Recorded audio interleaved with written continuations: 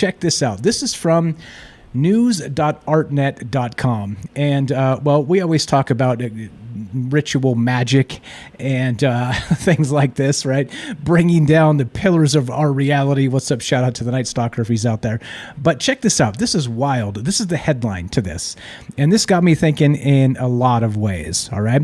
Headline is this: Thieves stole an ancient copper relic said to contain the blood of Jesus. Okay, right? Like, whoa. Then, all right, then it turned up on the doorstep of a Dutch art detective. All right? So what does that mean? I'm going to read a little bit from this article, but it means that they stole this ancient relic that supposedly contains the blood of Jesus. They, borrowed it for a little while, and then they returned it. Like, right? Does the plot thicken? Does it make you wonder? Like, okay, so who would go to the length to steal this thing and then borrow it for a little while just to return it? All right, listen to this. This is wild. This is from July 14th. It's been a couple weeks, but listen to this. On the night of June 1st, thieves made off with ancient relics held in Normandy's Fécamp Abbey, and my French is terrible, including 2 vials said to hold the blood of Jesus Christ, collected in the Holy Grail during his crucifixion, right?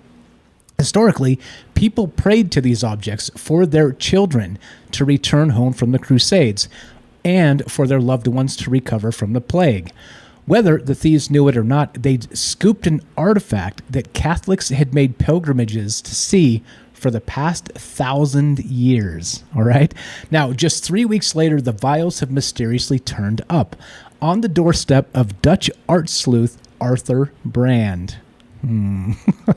Why do you think they returned it, guys? Why do you think? Was it fire and brimstone? Was the lightning striking the house? Or, I don't know. What are your thoughts on this so far? Anyway, I'm going to read a little bit more. Shortly after the theft, the 52-year-old art detective received an email from an anonymous writer claiming they had the precious loot in their possession. Brand, who is well known in art recovery circles, has been dubbed the Indiana Jones of the art world. For his most recent case in February, he helped return a Roman statue to France 50 years after it was stolen. Okay, all right. So this article continues. Bodily fluids aren't usually in Brand's purview, but the objects in question also included liturgical dishes and an ornate container about 11 inches high. Quote, a heavily gilded copper box with encrusted precious stones and depictions of Christ on the cross and other saints, according to the AFP.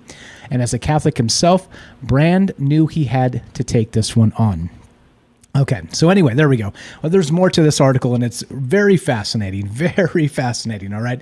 So clearly and obviously, it got me thinking in a number of ways, all right? So first off, for the questions tonight, you guys know this is the question show. This is not the answer show.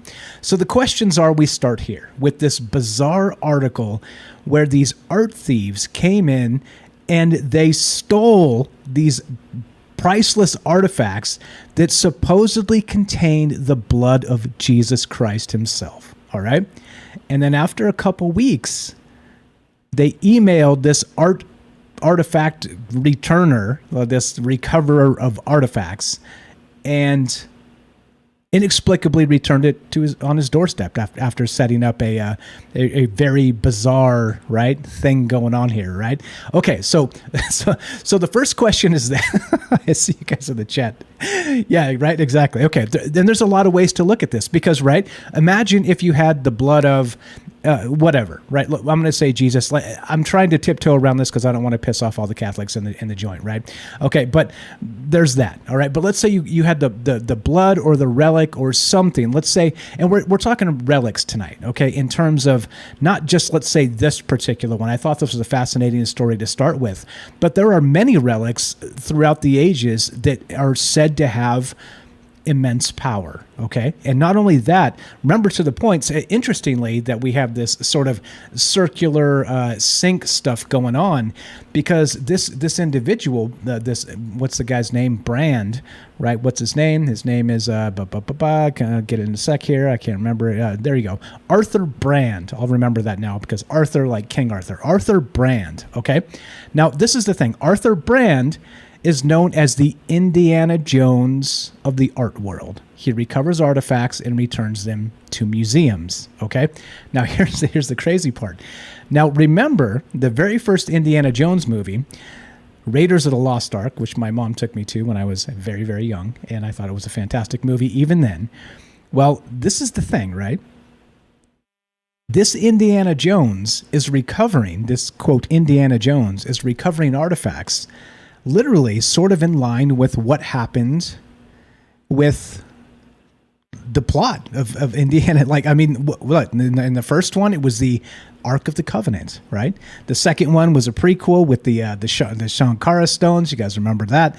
The third one was the Holy Grail, right?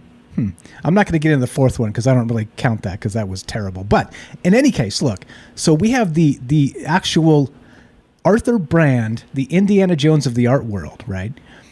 And we have this link to these holy relics that trace back to the blood of Christ himself.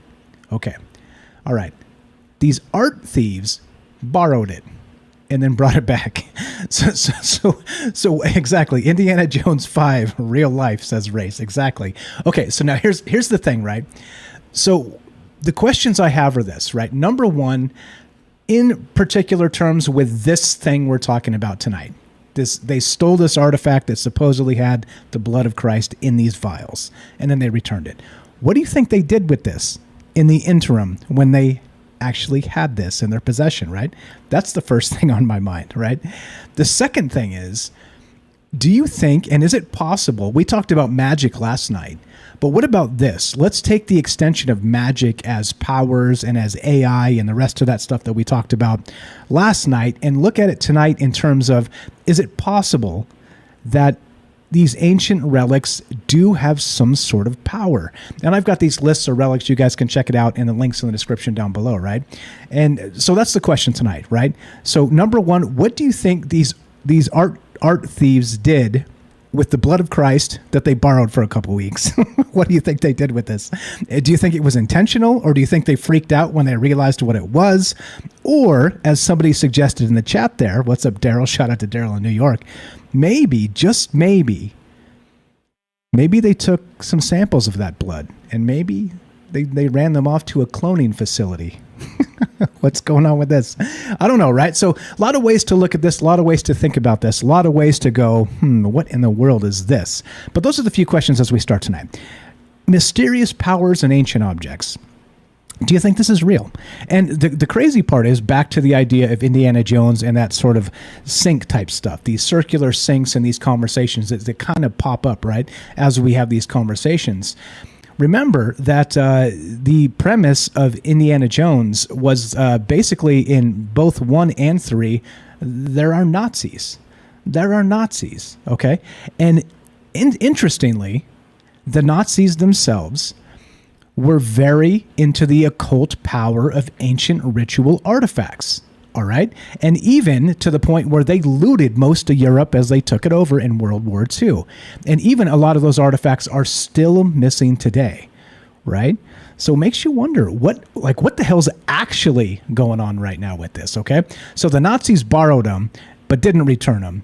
So who has those things now?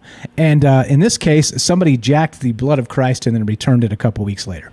What do you think they did with it? Pretty wild, right? Pretty bizarre how some of these things kind of come full circle in just one single article. But yeah, I mean, what would you do? How would you do this? What would you do with it? But remember, it is well documented that the Nazis actually were tracing down these artifacts, these ancient artifacts, because of the power they represented, because of the power that they were going to grant them. Again, we can talk about, the Ark of the Covenant.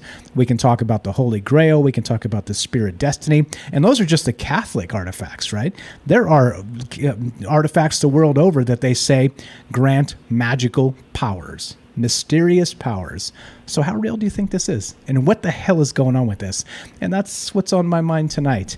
Like I said, don't forget to get your calls in early. We're only doing a couple hours. So the thing is, if you had the blood of Christ in your possession, what would you do? And maybe you didn't realize it. Maybe you did. Would you freak out? Would you bring it back? What would you do? What's up, Race? I'm still searching for the beer of destiny. Yeah. Let me know when you find that. Let me know when you find that. Yeah, right. Okay. So that's what's going on tonight. That's what's on my mind. What's up? I see you guys. Oh, Robert's got it right. I was thinking about this tonight. I was talking about just before we started with Mrs. Strange a little bit. And I was like, what are some other ancient artifacts or relics? And she said the Shroud of Turin.